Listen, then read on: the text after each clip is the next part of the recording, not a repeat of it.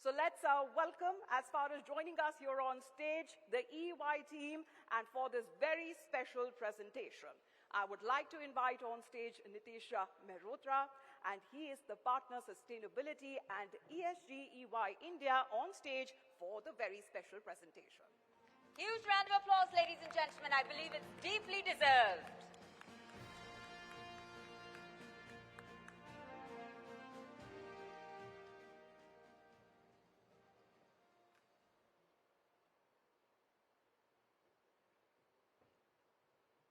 Morning, everyone.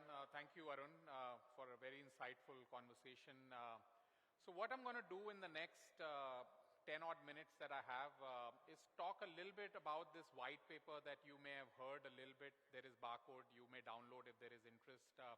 So some of us, for the last few months, spent a little bit of time getting a team together of economists, right? Someone who's looking from a business perspective, sustainability as a domain, seeing what is the latest science emerging relevant to an Indian context. Arun, I think you rightly mentioned a lot of the narrative on sustainability that is rolled out may not be relevant to it because our story is very nuanced, right? And I think we need to look at it from an Indian context.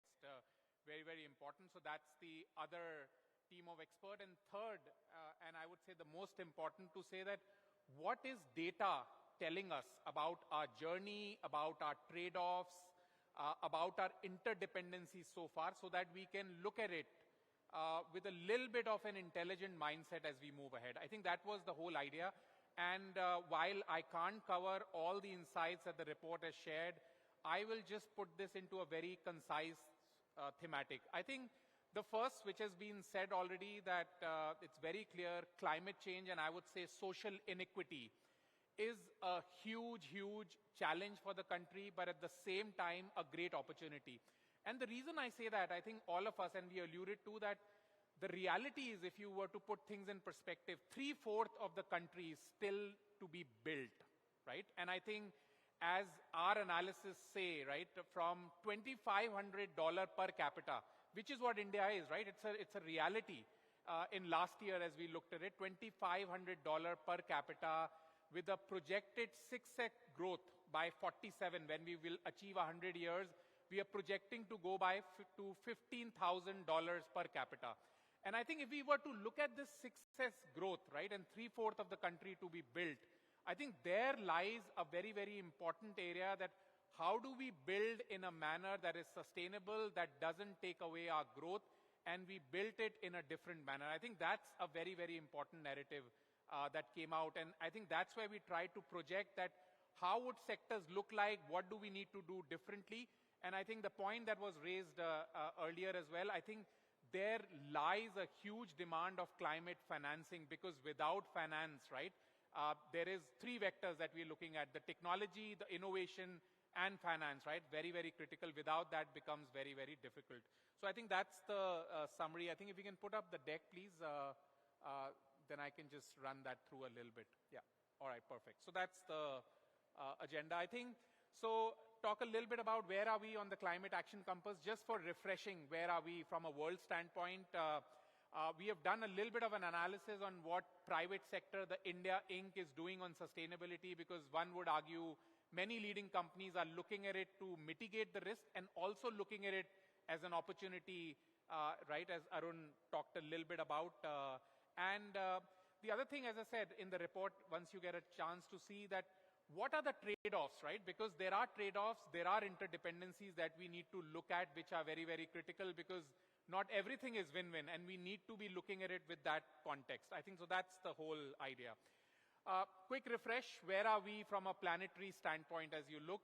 If we were to look from a pre-industrial area to now, we are at about 1.2 degrees Celsius of heating at the moment. Paris Agreement, which all of you would have heard, hearing, has put us that it has to be well below 2 degrees.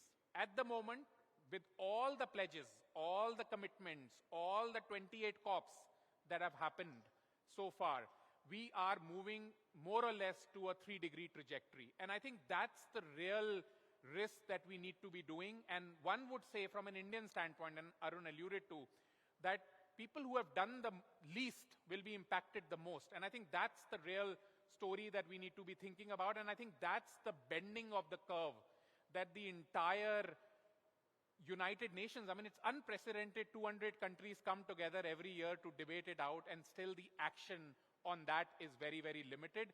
And from an Indian context, I think Honorable Minister talked about all the NDC commitment. We are ahead relative to what the achievements from the developed countries. And I think that's a narrative that we need to be looking at it as we move ahead. But that's the trajectory. I think some may argue, and I think that's a little bit of a discussion that happens, saying, look, what does a decimal of a degree matter to us, right? But if you look at the latest science, the impact of 0.1 degree is massive to the population, to the GDP exposure, to the nature. And one of the signs, if you have not seen, some of you may have heard, is the planetary science, to say that look at it holistically, right? We are seeing now climate has been talked about a lot, but nature, people will say biodiversity, water is a huge issue in the country to transport water. So I think this planetary science, if you have not looked, is a great science that is coming.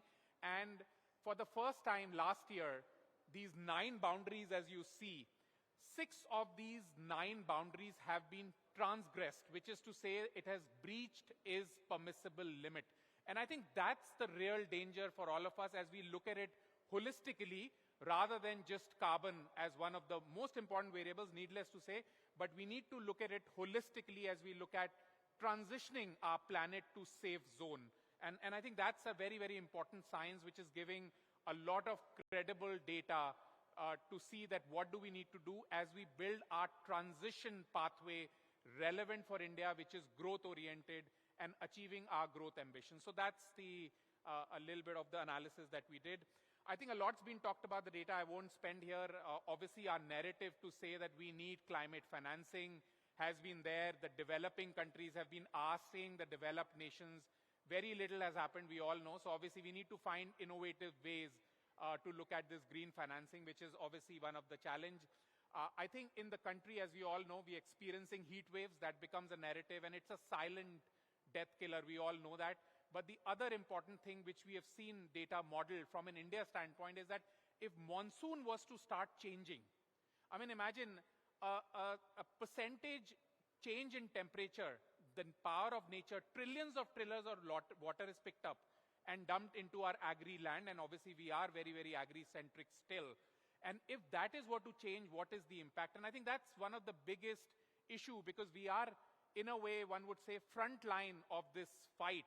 And with the 7,000 odd kilometers of land which is exposed to water, what's the impact to us? And I think that's the other very, very important thing that we need to be looking. But I won't delve into a lot of data, and we did a lot of analysis from an India standpoint as well. I think this is just a little bit of an analysis which I think puts some light in terms of what is the GDP exposure. Because a lot of time, I think, especially to economists, to business, the aspect of climate change, which has been talked about for the last 25, 30 odd years, right, is not new. People don't understand. I think if we don't really connect it to economics and to the GDP, then we miss a point. And I think you're able to see the GDP exposure potentially for India and a lot of developing countries, right? It's very, very high. So how do we do the mitigation, and one would argue the adaptation? Because you can only mitigate so much. We need to be adapt to the changing conditions. So what are we doing?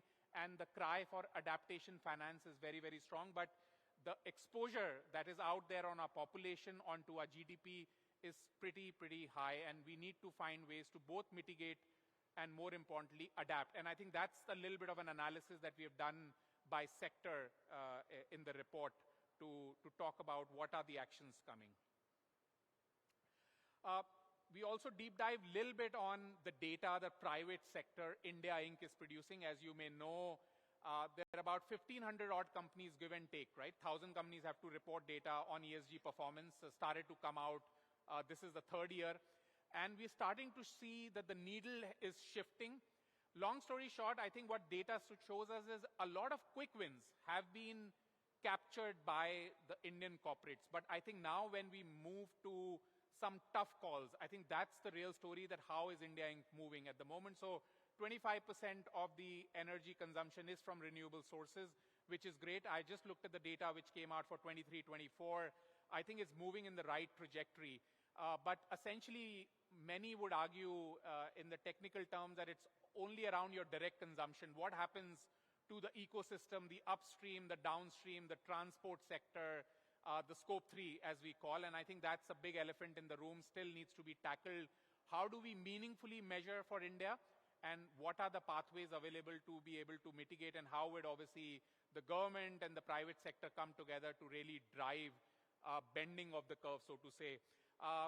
There is obviously an aspect of social inequity which is embedded to it, because without people you can't really drive a lot of it, and I think that's where a lot of focus on driving it as a just transition and some of the social data which kind of throws on it.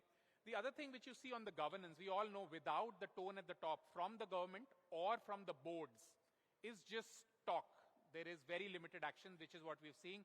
But I think here also it's a good indication where the trend is started to shift. The board is accountable. I think the regulation is also making the board accountable to say that is there enough tone at the top, and the real indicator, one would argue, is saying how much are we spending on R&D and capex. And I think that is a very, very important giveaway. I think we all know as a country relative to other developing nations, China and obviously developed nations, our spend on R&D is very, very small. And I think that's one thing that has to go up with this transition. And the other thing is that out of that R&D and capex spend that we are doing, how much of it is environment, climate action and social? And I think as you see, make what you may, about 14 to 16% of the small spend that is being done on R&D and capex is towards environmental and social. And truth be told, I think companies are still trying to figure out how do they look at this taxonomy, because India does not have a well-aligned ESG taxonomy, as you know, which I know the government is trying to work around, so that just like other nations are taxonomy which is aligned to our narrative and we could measure it consistently. But that's a little bit of a data of about 1,000 companies by sector that we've analyzed in the report as well, so that one can look at how to interpret it and what actionable insights could it provide. I think this, all of you may know, but this is, I think, a real framework that needs to be deployed. I would say for each country, for each city, for each asset, for each state, and obviously each country. And under the UNFCCC, as some of you may know, I think that now the data collation of this exercise is being done in a harmonized manner, so that we look at it from a risk and an opportunity standpoint. On the risk side, as you're all aware, the physical risk, the acute risk, the chronic risk, but more importantly, as we transition, what are the risks that we need to mitigate? And more importantly, one would argue for India, a lot of opportunities that would come, and obviously leading organizations are playing on that opportunity narrative, which is very, very important, because that's going to fuel our innovation. So that's a framework. But the end of the day, as I said, I think which is what we're trying to tell every enterprise, I would say, whether it's a city or a state or a country, to say that link it to our financials, because that's a language many people understand, that what is the impact to my balance sheet, top line, cash flows as we move ahead, relative to an India scenario, rather than just look at it from a global standpoint. So I think that's obviously a framework some companies have started to deploy. And I think an analysis that we did, right, because there is a cry, whether you agree or not, on aligning to Paris Agreement, right? And at the moment, only 25% of the leading companies are aligning or getting aligned to Paris. And majority of the companies are not aligned, which is fair, because we may have our own narrative to this. And obviously our net zero target is different, as you know, because of our growth aspirations. But I think companies who are going to play competitively in the global market, we are starting to see with EU and US, I think that's becoming a very, very important activity, that we need to align to the 1.5 degree or well below 2 degrees science.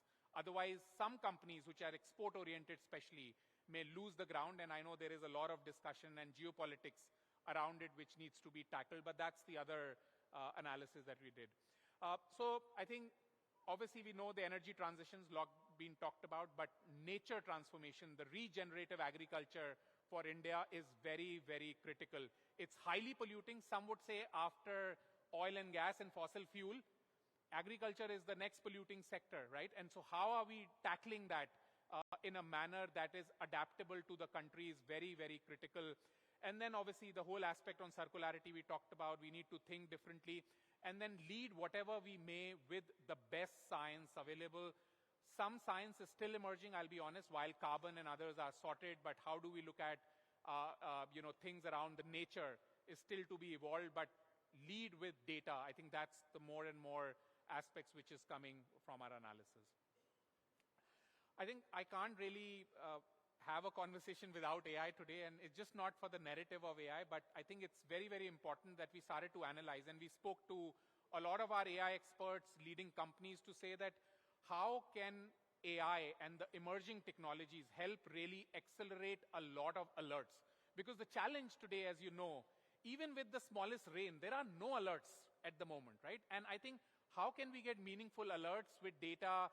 There is a lot of talk about 200 satellites monitoring planet Earth from a climate standpoint, but how do we get the data? And I think there has been a little bit of progress here, but a lot needs to be done. So I would say people who are investing in AI, please ask them that what are the relevant, not just use cases, but business cases on sustainability for the change that we need to drive to have more data-led and meaningful projection that needs to be done. But these are obviously very, very simple business cases that we have seen leading organizations that some of you may be represented, and also the government starting to dial that up, but a very, very important area that we need to take advantage of. In summary, I think this is what the report talks about, that what is the intelligence and alerts that are there? How do we look at our vulnerability from an Indian standpoint? And I think we have to look sector by sector, because the narrative and the issues on sustainability, as we all know, is very different from a steel to a telecom, let alone a financial services company. And obviously look at it from both angles, both in terms of risk as well as an opportunity that this transition throws away. So that's the summary of the analysis that we do. So in the interest of time, I'll leave it there. I don't know if there are any comments, questions. If we have time, we can take that up. But I would urge you, if there is interest, do scan the report, and any feedback is welcome, so that we can keep updating it as we go along from a narrative standpoint. But that's it from me. Thank you, everyone.